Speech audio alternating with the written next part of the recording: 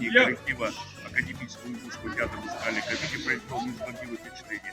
Мастерство и талант этих артистов подтвердил еще раз его значимость, его потенциал, его очень большой высокий профессиональный уровень. Мы теперь ждем его в очереди гастроли. Я думаю, что с успехом гастроли задел творчески заложенный, карагандинским зрителям понравилось, и я думаю, что этот спектакль останется надолго в памяти всех нас, не только нашего коллектива, но и наших карагандинцев. До встречи!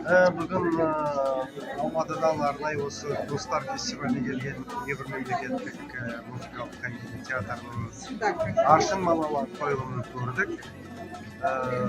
Өзінше бір ерекше колоритпен қойылған фестивальдің алғашқы күні қарағандылықтарға күздің суық күнінде үлкен бір жақсы көңіл сыйлады.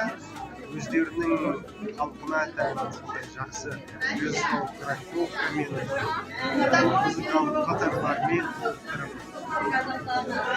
жақсы көңіл күй сыйлады. Сондықтан осы театрға алдағы уақытта сәттілік тілейміз. Рахмет. Қарағандыға бірінші келулері сияқты, сондықтан да күтеміз.